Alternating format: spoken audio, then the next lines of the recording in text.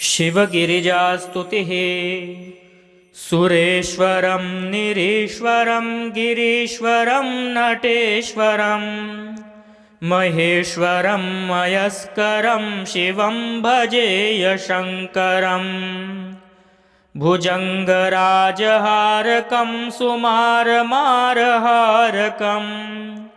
महाविशाग्निधारकं भजे विमुक्तिदायकम्। सुरारिवृन्ददुःखदं शुभाङ्गदं शुभास्पदं सुबद्धकर्ममोक्षदं भजे शिवं विमुक्तिदम्। विधीन्द्रविष्णुसन्मुखं महागिरीन्द्रजासखं धनेशमुख्यसत्सखं भजे शिवं मदन्मुखम्। उमापतिं सभापतिं दिशांपतिं पशोर्पतिं गिरांपतिं पतेर्पतिं भजे शिवं दिवस्पतिम्। दन्वेत्वक्परिधान शङ्कर महादेवेश मामाजहि बिभ्रन्मेरुशरासनं हरिशरो हस्तेन जिघ्रन् शिरः। तूर्णं तर्णकमेत्यप्रम्नुतपयः पुरा यथा गौर्भवेत् तद्वत्त्वं गिरिजामनोहर विभो हृत्पद्मसंस्थो मम। त्वत्पादभ्रमरस्य भक्तिसुरसामोदाप्तये केवलम्। विष्णुवेदे च गीतस्त्वमसि भगवन् शङ्कर विभो। सुधन्वा चापि त्वमसि भवविश्वाधिकभिषक्तमीशानं यक्ष्ये निखलसुमनस्त्वाय च हरम्। नमामि त्वत्पादं शरणद शिवं स्तौमि वचसा। उन्मत्तकुम्भिकरसन्निभकण्ठसंस्थ कुम्भीनसोल्लसविलोलसुभूरिहारम्। कुम्भीन्द्रवक्त्रोज्ज्वलपुत्रवर्यं भजामि कुम्भोद्भवपूजिताङ्घ्रिम्। विद्रुमाधरनिराकृतबिम्बां वक्त्रनिर्जितसुधाकरबिम्बां ईश्वरीमनिशमात्तकदम्बां मन्मनः स्पृशतु तां जगदम्बाम्। पादयोरवनतामरदारान् भक्तलोककलुषाद्विदारान् भावुकस्य हृदयादिभिहरान् मन्मनो भज जगत्पतिदारान्। पापराशिशुशिखां भृशमौर्वीं बिभ्रतीमधिकचं स्मरमौर्वीं नेत्रपद्मजधनेषु सुगुर्वीं मन्मनः स्पृशतु तां हृदि गुर्वीं। मन्मनः स्पृशतु तां हृदि गुर्वीं। सुरेश्वरं निरीश्वरं गिरीश्वरं नटेश्वरं महेश्वरं मयस्करं शिवं भजेय शङ्करम्। भुजङ्गराजहारकं सुमारमारहारकम् महाविशाग्निधारकं भजे विमुक्तिदायकम्। सुरारिवृन्ददुःखदं शुभाङ्गदं शुभास्पदं सुबद्धकर्ममोक्षदं भजे शिवं विमुक्तिदम्। विधीन्द्रविष्णुसन्मुखं महागिरीन्द्रजासखं धनेशमुख्यसत्सखं भजे शिवं मदन्मुखम्। उमापतिं सभापतिं दिशांपतिं पशोर्पतिं गिरांपतिं पतेर्पतिं भजे शिवं दिवस्पतिम्। दन्वेत्वक्परिधानशङ्कर महादेवेश मामाजहि बिभ्रन्मेरुशरासनं हरिशरो हस्तेन जिघ्रन्शिरः तूर्णं तर्णकमेत्यप्रम्नुतपयः पुरा यथा गौर्भवेत् तद्वत्त्वं गिरिजामनोहर विभो हृत्पद्मसंस्थो मम त्वत्पादभ्रमरस्य भक्तिसुरसामोदाप्तये केवलम् विष्णुवेदे च गीतस्त्वमसि भगवन् शङ्कर विभो सुधन्वाचापि त्वमसि भवविश्वाधिकभिषक्तमीशानं यक्ष्ये निखलसुमनस्त्वाय च हरं नमामि त्वत्पादं शरणद शिवं स्तौमि वचसा उन्मत्तकुम्भिकरसन्निभकण्ठसंस्थ कुम्भीनसोल्लसविलोलसुभूरिहारं कुम्भीन्द्रवक्त्रोज्ज्वलपुत्रवर्यं भजामि कुम्भोद्भवपूजिताङ्घ्रिं विद्रुमाधरनिराकृतबिम्बां वक्त्रनिर्जितसुधाकरबिम्बाम् ईश्वरीमनिशमात्तकदम्बां मन्मनः स्पृशतु तां जगदम्बां पादयोरवनतामरदारान् भक्तलोककलुषाद्विदारान् भावुकस्य हृदयादिभिहरान् मन्मनो भज जगत्पतिदारान् पापराशिशुशिखां भृशमौर्वीं बिभ्रतीमधिकचं स्मरमौर्वीं नेत्रपद्मजधनेषु सुगुर्वीं मन्मनः स्पृशतु तां हृदि गुर्वीं मन्मनः स्पृशतु तां हृदि गुर्वीं सुरेश्वरं निरीश्वरं गिरीश्वरं नटेश्वरं महेश्वरं मयस्करं शिवं भजेय शङ्करम् भुजङ्गराजहारकं सुमारमारहारकम् महाविशाग्निधारकं भजे विमुक्तिदायकम् सुरारिवृन्ददुःखदं शुभाङ्गदं शुभास्पदं सुबद्धकर्ममोक्षदं भजे शिवं विमुक्तिदम् विधीन्द्रविष्णुसन्मुखं महागिरीन्द्रजासखम् धनेशमुख्यसत्सखं भजे शिवं मदन्मुखम् उमापतिं सभापतिं दिशांपतिं पशोर्पतिं गिरांपतिं पतेर्पतिं भजे शिवं दिवस्पतिम् दन्वेत्वक्परिधानशङ्कर महादेवेश मामाजहि बिभ्रन्मेरुशरासनं हरिशरो हस्तेन जिघ्रन्शिरः तूर्णं तर्णकमेत्यप्रम्नुतपयः पुरा यथा गौर्भवेत् तद्वत्त्वं गिरिजामनोहर विभो हृत्पद्मसंस्थो मम त्वत्पादभ्रमरस्य भक्तिसुरसामोदाप्तये केवलम्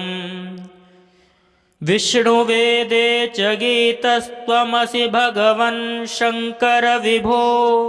सुधन्वाचापि त्वमसि भवविश्वाधिकभिषक्तमीशानं यक्ष्ये निखलसुमनस्त्वाय च हरं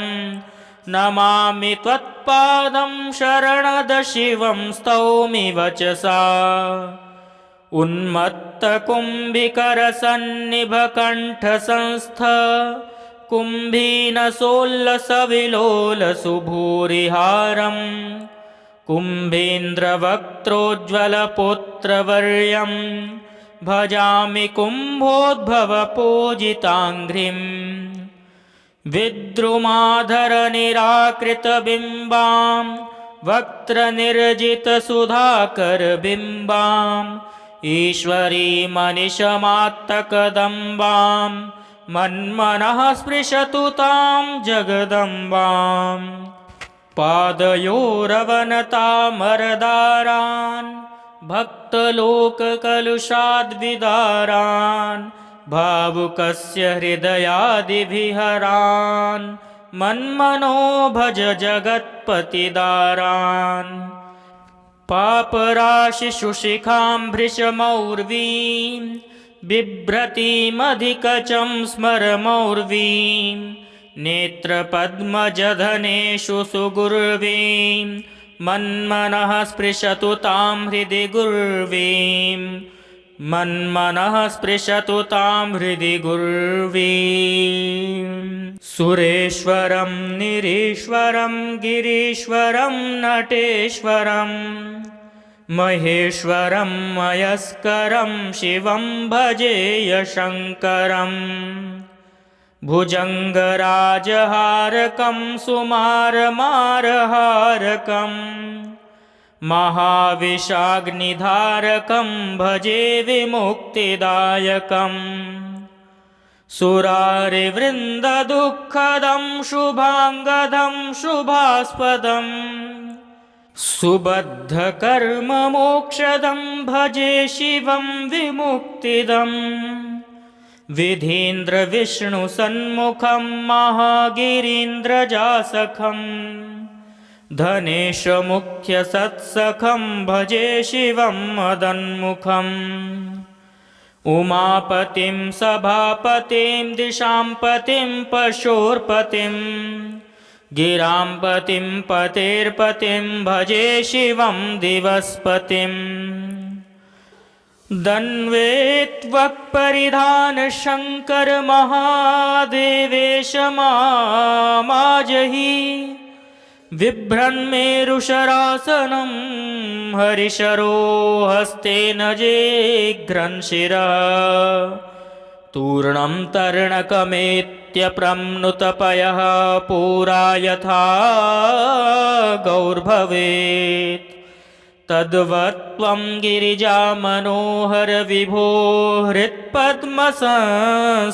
मम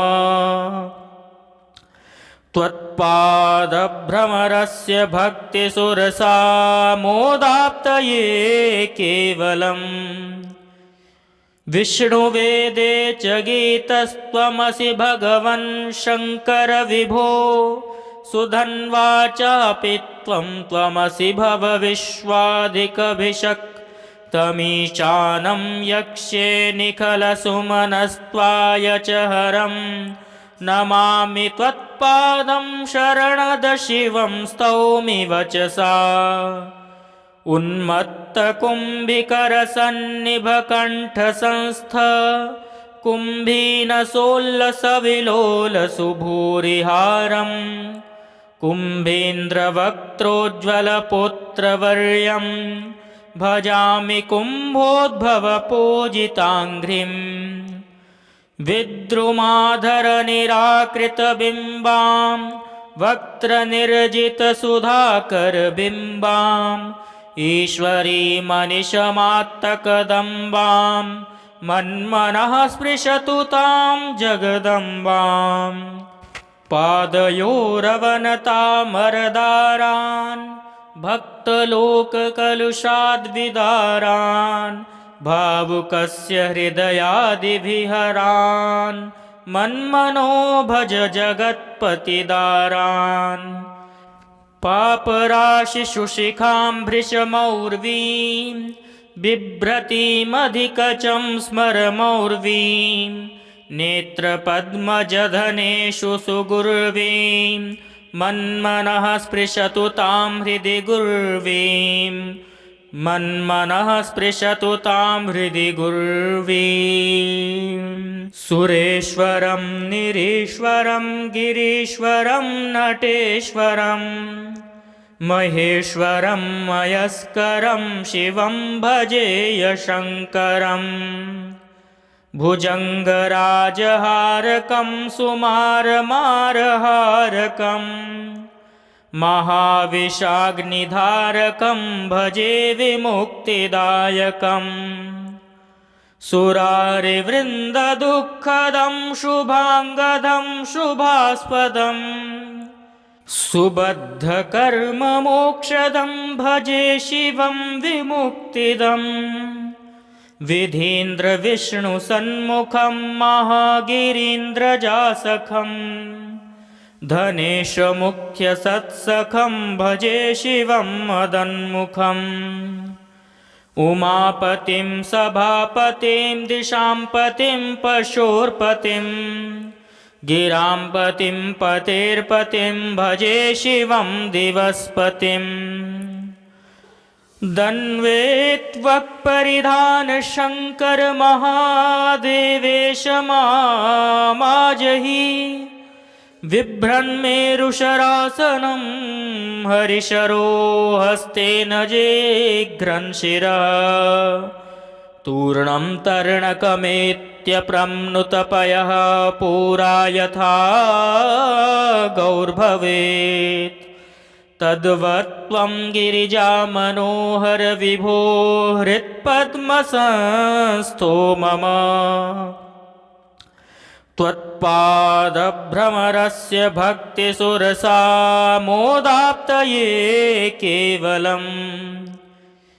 विष्णुवेदे च गीतस्त्वमसि भगवन् शङ्कर विभो सुधन्वा चापि त्वमसि भवविश्वाधिकभिषक्तमीशानं यक्ष्ये निखलसुमनस्त्वाय च हरं नमामि त्वत्पादं शरणद शिवं स्तौमि वचसा उन्मत्तकुम्भिकरसन्निभकण्ठसंस्थ कुम्भीनसोल्लसविलोलसुभूरिहारम् कुम्भीन्द्रवक्त्रोज्ज्वलपुत्रवर्यं भजामि कुम्भोद्भवपूजिताङ्घ्रिम् विद्रुमाधरनिराकृतबिम्बां वक्त्रनिर्जितसुधाकरबिम्बाम् ईश्वरीमनिशमात्तकदम्बां मन्मनः स्पृशतु तां जगदम्बाम् पादयोरवनतामरदारान् भक्तलोककलुषाद्विदारान् भावुकस्य हृदयादिभिहरान् मन्मनो भज जगत्पतिदारान् पापराशिशुशिखां भृशमौर्वीं बिभ्रतीमधिकचं स्मरमौर्वीं नेत्रपद्मजधनेषु सुगुर्वीं मन्मनः स्पृशतु तां हृदि गुर्वीं मन्मनः स्पृशतु तां हृदि गुर्वीं सुरेश्वरं निरीश्वरं गिरीश्वरं नटेश्वरं महेश्वरं मयस्करं शिवं भजेय शङ्करम् भुजङ्गराजहारकं सुमारमारहारकम् महाविशाग्निधारकं भजे विमुक्तिदायकम् सुरारिवृन्ददुःखदं शुभाङ्गदं शुभास्पदम् सुबद्धकर्ममोक्षदं भजे शिवं विमुक्तिदम् विधीन्द्रविष्णुसन्मुखं महागिरीन्द्रजासखम् धनेशमुख्यसत्सखं भजे शिवं मदन्मुखम् उमापतिं सभापतिं दिशांपतिं पशोर्पतिं गिरांपतिं पतेर्पतिं भजे शिवं दिवस्पतिम् दन्वेत्वक्परिधानशङ्कर महादेवेश मामाजहि बिभ्रन्मेरुशरासनं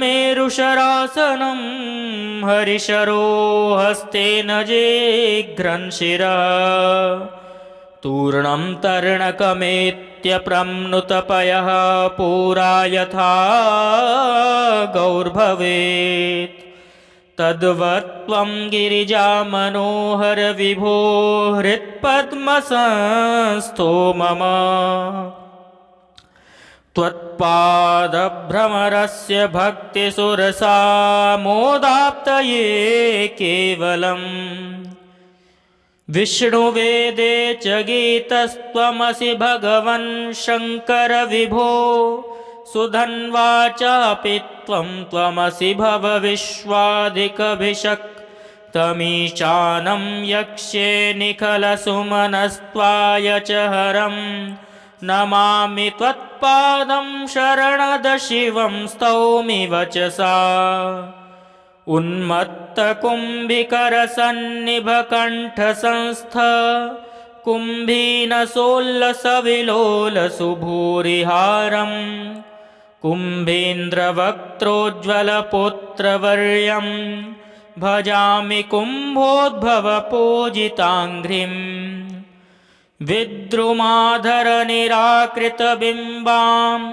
वक्त्रनिर्जितसुधाकरबिम्बाम् ईश्वरीमनिशमात्तकदम्बां मन्मनः स्पृशतु तां जगदम्बां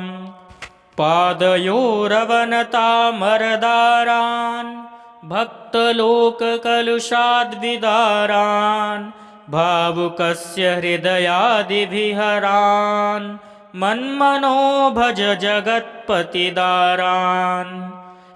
पापराशिशुशिखां भृशमौर्वीं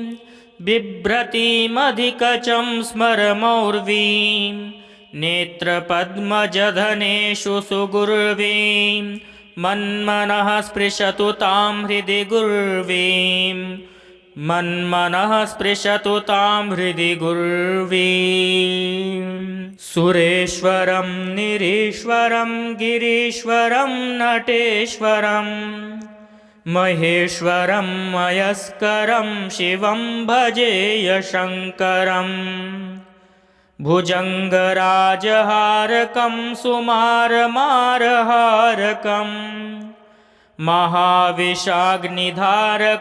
भजे विमुक्तिदायकम् सुरारिवृन्ददुःखदं शुभाङ्गदं शुभास्पदं सुबद्धकर्ममोक्षदं भजे शिवं विमुक्तिदम् विधीन्द्रविष्णुसन्मुखं महागिरीन्द्रजासखं धनेशमुख्यसत्सखं भजे शिवं मदन्मुखम् उमापतिं सभापतिं दिशांपतिं पशोर्पतिं गिरांपतिं पतेर्पतिं भजे शिवं दिवस्पतिम् दन्वेत्वक्परिधानशङ्कर महादेवेश मामाजहि बिभ्रन्मेरुशरासनं हरिशरो हस्तेन जेघ्रन् शिरः तूर्णं तर्णकमेत्यप्रम्नुतपयः पुरा यथा गौर्भवेत् तद्वत्त्वं गिरिजामनोहर विभो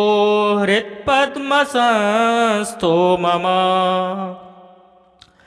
त्वत्पादभ्रमरस्य भक्तिसुरसामोदाप्तये केवलम् विष्णुवेदे च गीतस्त्वमसि भगवन् शङ्कर विभो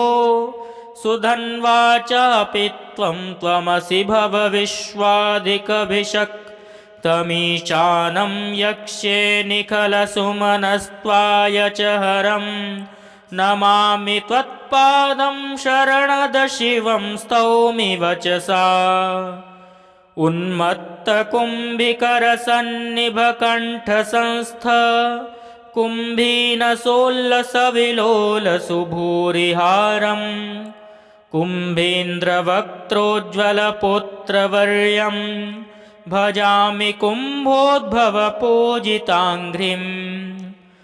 विद्रुमाधरनिराकृतबिम्बां वक्त्रनिर्जितसुधाकरबिम्बाम् ईश्वरीमनिशमात्तकदम्बां मन्मनः स्पृशतु तां जगदम्बां पादयोरवनतामरदारान्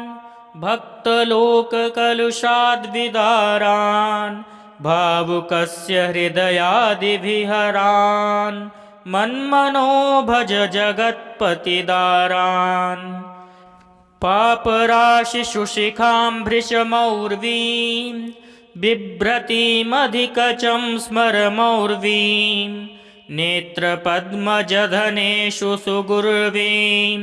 मन्मनः स्पृशतु तां हृदि गुर्वीं मन्मनः स्पृशतु तां हृदि गुर्वीं सुरेश्वरं निरीश्वरं गिरीश्वरं नटेश्वरं महेश्वरं मयस्करं शिवं भजेय शङ्करं भुजङ्गराजहारकं सुमारमारहारकं महाविशाग्निधारकं भजे विमुक्तिदायकम् सुरारिवृन्ददुःखदं शुभाङ्गदं शुभास्पदं सुबद्धकर्ममोक्षदं भजे शिवं विमुक्तिदं विधीन्द्रविष्णुसन्मुखं महागिरीन्द्रजासखं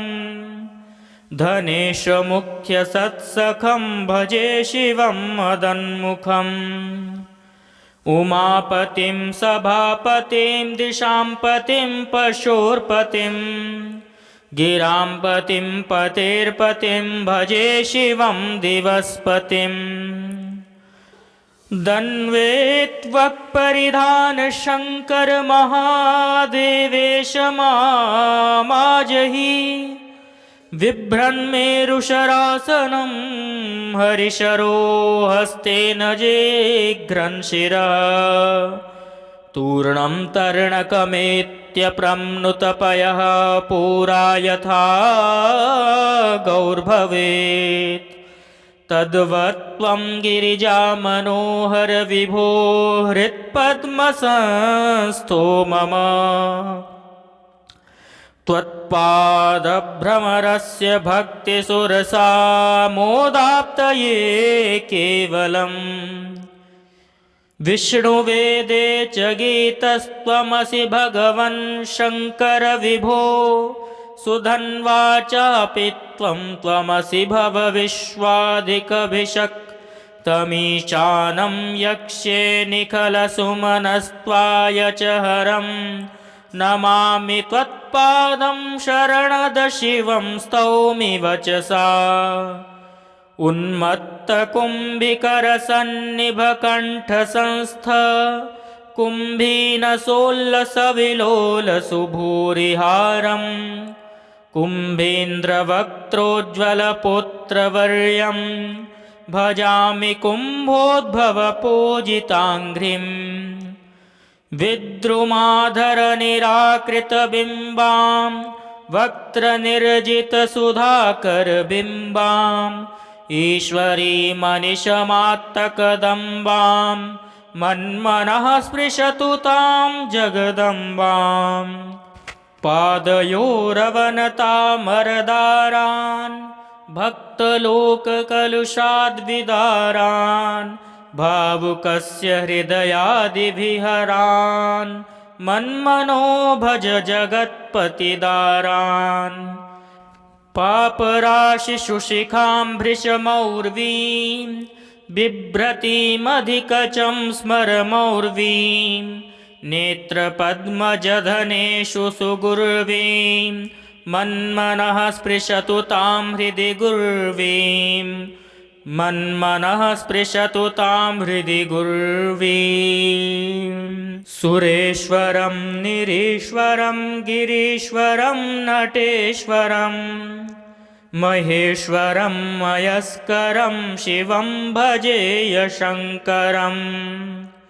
भुजङ्गराजहारकं सुमारमारहारकम् महाविशाग्निधारकं भजे विमुक्तिदायकम् सुरारिवृन्ददुःखदं शुभाङ्गदं शुभास्पदम् सुबद्धकर्ममोक्षदं भजे शिवं विमुक्तिदम् विधीन्द्रविष्णुसन्मुखं महागिरीन्द्रजासखम् धनेशमुख्यसत्सखं भजे शिवं मदन्मुखम् उमापतिं सभापतिं दिशांपतिं पशोर्पतिं गिरांपतिं पतेर्पतिं भजे शिवं दिवस्पतिम् दन्वेत्वक्परिधान शङ्कर महादेवेश माजहि बिभ्रन्मेरुशरासनं हरिशरो हस्तेन जिघ्रन् शिरः तूर्णं तर्णकमेत्यप्रम्नुतपयः पुरा यथा गौर्भवेत् तद्वत्त्वं गिरिजामनोहर विभो हृत्पद्मसंस्थो मम त्वत्पादभ्रमरस्य भक्तिसुरसामोदाप्तये केवलम् विष्णुवेदे च गीतस्त्वमसि भगवन् शङ्कर विभो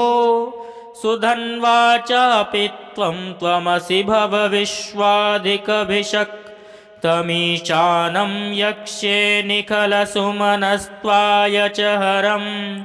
नमामि त्वत्पादं शरणद शिवं स्तौमि वचसा उन्मत्तकुम्भिकरसन्निभकण्ठसंस्थ कुम्भीनसोल्लसविलोलसुभूरिहारम् कुम्भीन्द्रवक्त्रोज्ज्वलपुत्रवर्यं भजामि कुम्भोद्भवपूजिताङ्घ्रिं विद्रुमाधरनिराकृतबिम्बां वक्त्रनिर्जितसुधाकरबिम्बां ईश्वरीमनिशमात्तकदम्बां मन्मनः स्पृशतु तां जगदम्बाम् पादयोरवनतामरदारान् भक्तलोककलुषाद्विदारान् भावुकस्य हृदयादिभिहरान् मन्मनो भज जगत्पतिदारान् पापराशिशुशिखां भृशमौर्वीं बिभ्रतीमधिकचं स्मरमौर्वीं नेत्रपद्मजधनेषु सुगुर्वीं मन्मनः स्पृशतु तां हृदि गुर्वीं मन्मनः स्पृशतु तां हृदि गुर्वीं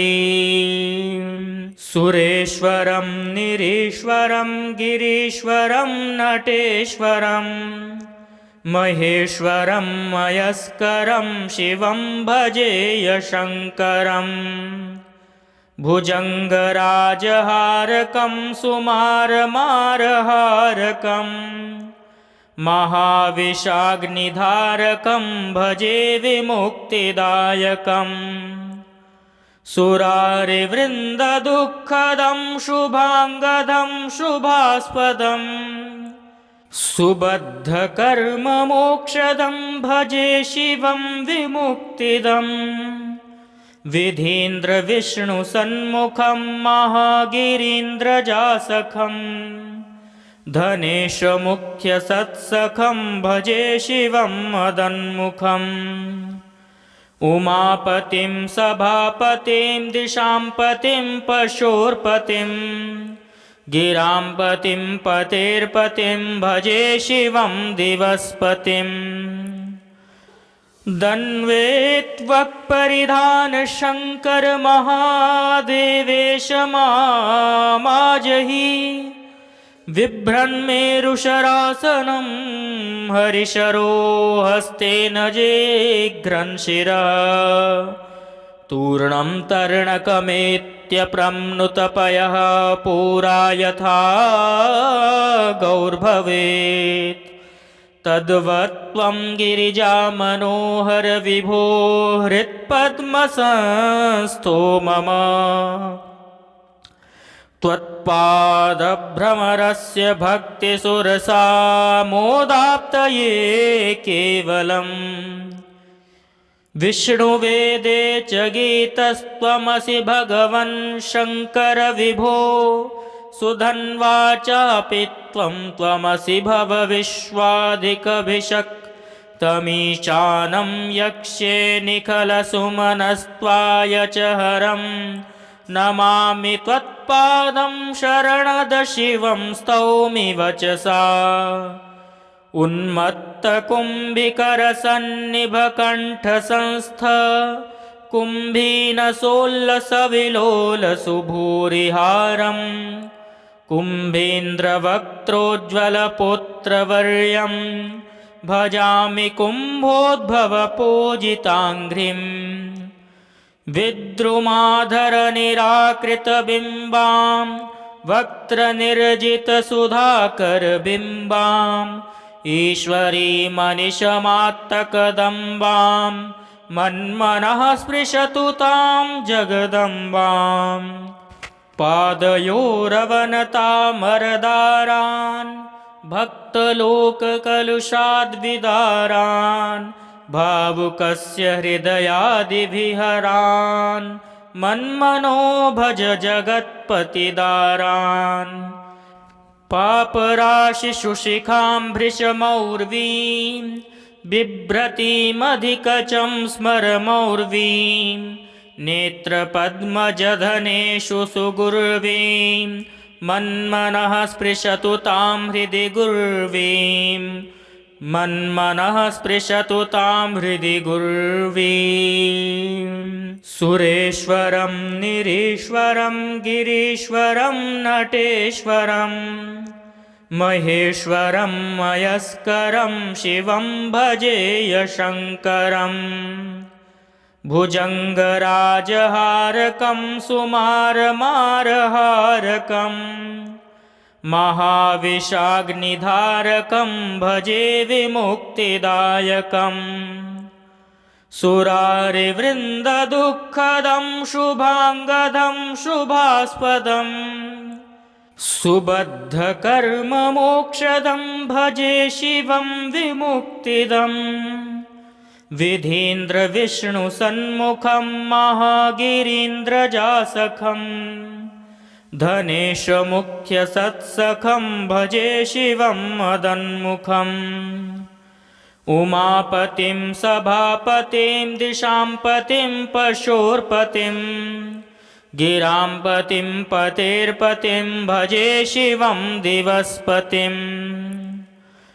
दन्वेत्वक्परिधानशङ्कर महादेवेश मामाजहि बिभ्रन्मेरुशरासनं हरिशरो हस्तेन जेघ्रन् शिरः